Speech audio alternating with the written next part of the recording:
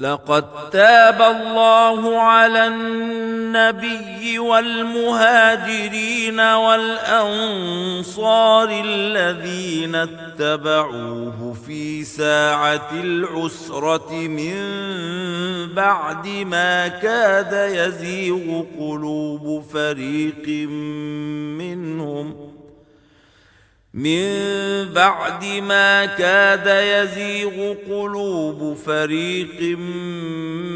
منهم ثم تاب عليهم إنه بهم رءوف رحيم. السلام عليكم ورحمة الله وبركاته. الحمد لله وحده، والصلاة والسلام على من لا نبي بعده، سيدنا ونبينا محمد. مشاهدي الكرام، أهلا ومرحبا بكم وحلقة جديدة من برنامج أسباب النزول. في هذه الحلقة نعيش مع سبب نزول قول الله تعالى بعد أعوذ بالله من الشيطان الرجيم، بسم الله الرحمن الرحيم: وإن طائفتان من المؤمنين اقتتلوا فأصلحوا بينهما، فإن بغت إحداهما على الأخرى فقاتلوا التي تبغي حتى تفيء إلى أمر الله، فإن فاءت فأصلحوا بينهما بالعدل وأقسطوا إن الله يحب المقسطين. إنما المؤمنون إخوة فأصلحوا بين أخويكم واتقوا الله لعلكم ترحمون. صدق الله العظيم. ورد في سبب نزول هذه الآيات عن أنس بن مالك رضي الله عنه أنه قال: قلت يا نبي الله، لو أتيت عبد الله ابن أبي ابن سلول، يقول أنس رضي الله عنه: فانطلق النبي صلى الله عليه وسلم إليه فركب حمارا، وانطلق المسلمون يمشون وهي أرض سبخة، فلما أتاه النبي صلى الله عليه وسلم قال عبد الله بن أبي بن سلول: إليك عني، فوالله لقد آذاني نتن حمارك. فقال رجل من الأنصار: والله لحمار رسول الله صلى الله عليه وسلم أطيب ريحا منك. فغضب لعبد الله رجل من أصحابه أو من قومه، وغضب لكل واحد منهما أصحابه، فكان بينهما ضرب بالجريد والأيدي والنعال، فنزلت هذه الآية: وإن طائفتان من المؤمنين اقتتلوا فأصلحوا بينهما، فإن بغت إحداهما على الأخرى فقاتلوا التي تبغي حتى تفيء إلى أمر الله، فإن فاءت فأصلحوا بينهما بالعدل وأقسطوا إن الله يحب المقسطين. أنس بن مالك رضي الله عنه خدم النبي صلى الله عليه وسلم طوال مدة المدينة، وكان في المدينة الأنصار الذين آووه ونصروه، ولكن للأسف الشديد ظهر من أهل المدينة جماعة أعلنوا الإسلام باللسان، ولكن قلوبهم لا تزال ممتلئة بالكفر، الذين سموا بعد ذلك بالمنافقين. وكان رأس الكفر والنفاق في المدينة عبد الله بن أبي بن سلول، وسبب نفاقه أنه قبل هجرة النبي صلى الله عليه وسلم إلى المدينة كانوا يجهزونه ليكون زعيم وكبير أهل المدينة، لذلك كان هو رأس الكفر والنفاق في المدينة.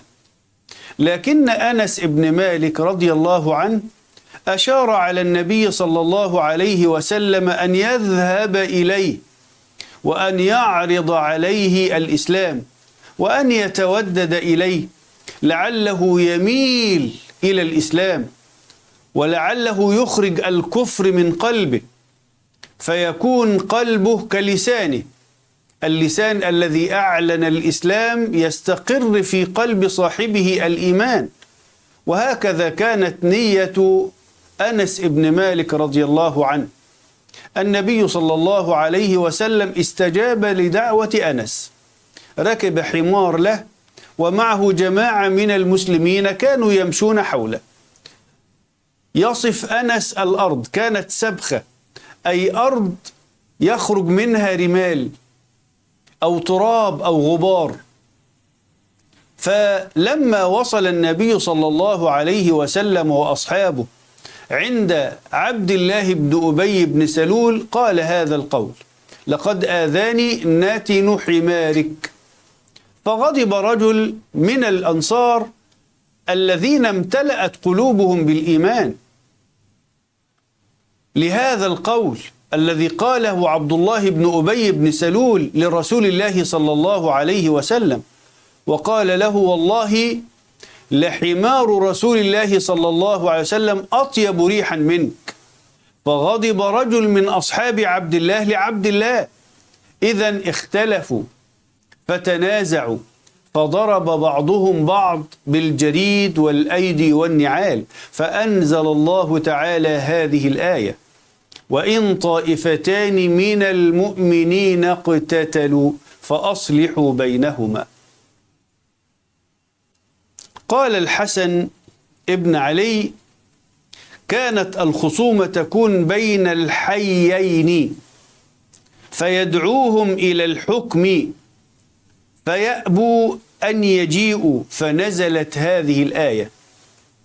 الحسن يقول بأن الخصومة كانت تكون بين حي من العرب وحي من العرب، وكلاهما مسلم، فكان النبي صلى الله عليه وسلم يدعوهم للإصلاح بينهم فيرفض هذا ويرفض هذا، فأنزل الله تعالى هذه الآيات: وإن طائفتان من المؤمنين اقتتلوا فأصلحوا بينهما فإن بغت إحداهما على الأخرى فقاتلوا التي تبغي حتى تفيء إلى أمر الله فإن فاءت فأصلحوا بينهما بالعدل وأقسطوا إن الله يحب المقسطين. وقال ابن عباس رضي الله عنهما: نزلت في طائفتين من الأوس والخزرج كان قتالهم بالنعال والعصي فأمرهم أن يصلحوا بينهم، أي أمر المسلمين بالإصلاح بين هاتين الفئتين. ونزلت هذه الآيات. وقال السعدي: كانت امرأة من الأنصار يقال لها أم زيد تحت رجل وكان بينهما شيء، أي كان هناك خلاف بين هذه المرأة وبين زوجها، فجاء قومها وقومه فاقتتلوا بالأيدي والنعال، فبلغ ذلك النبي صلى الله عليه وسلم فنزلت هذه الآية: وإن طائفتان من المؤمنين اقتتلوا فأصلحوا بينهما. وقال مجاهد رضي الله عنه: نزلت في الأوس والخزرج اقتتلوا بالعصي بينهم، كما ذهب ابن عباس رضي الله عنهما. وقال قتادة: نزلت في رجلين من الأنصار كانت بينهما مداراة في حق بينهما، كانا جارين اختلفا فيما بينهما في أمر من الأمور أو في شيء من الأشياء، فاجتمع قوم هذا وقوم هذا واقتتلوا فيما بينهم، فأنزل الله تعالى هذه الآية. أيا ما كان سبب النزول ربما يتعدد السبب، ونزلت هذه الآية تدعو المسلمين للإصلاح بين المتخاصمين والمختلفين، سواء كان فردين أو جماعتين وفئتين. لذلك يقول الله تبارك وتعالى: وإن طائفتان من المؤمنين، أي من أهل الإيمان، حتى ولو كان ذلك ظاهرا، طالما أنهما أعلن أنه لا إله إلا الله وأن محمد رسول الله. وإن طائفتان من أهل الإيمان اقتتلوا، وليس اقتتلا.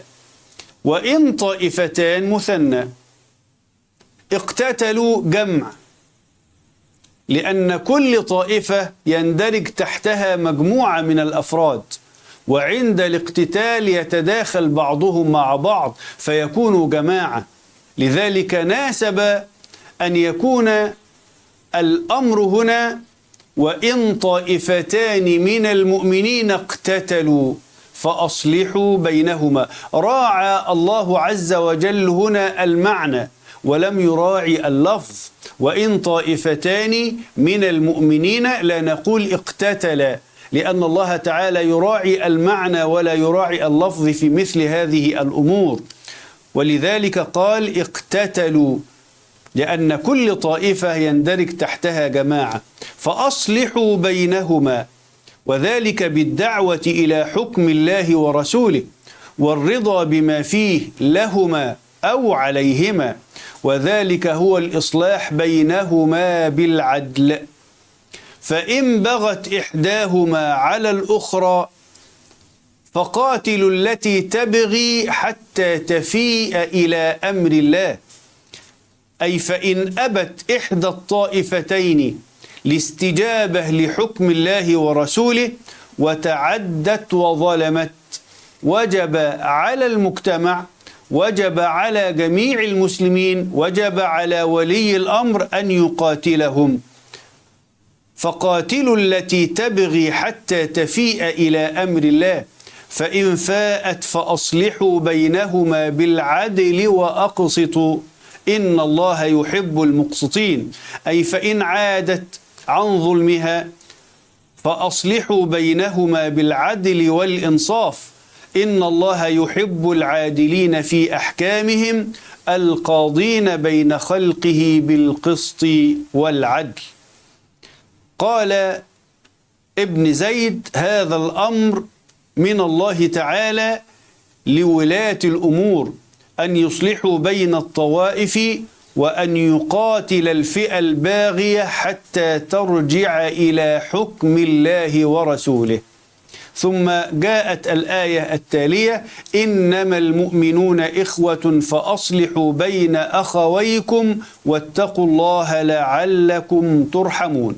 كما قال النبي صلى الله عليه وسلم: المسلم أخو المسلم.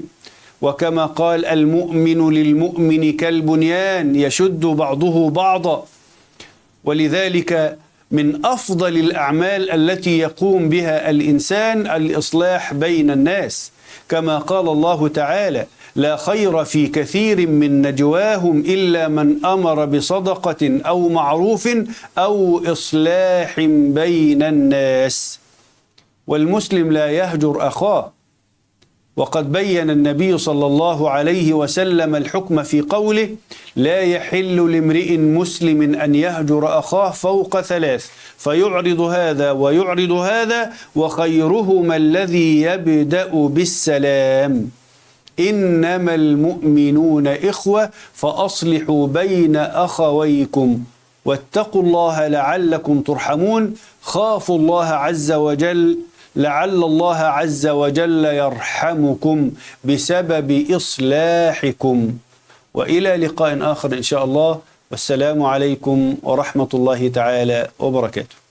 لقد تاب الله على النبي والمهاجرين والأنصار الذين اتبعوه في ساعة العسرة من بعد ما كاد يزيغ قلوب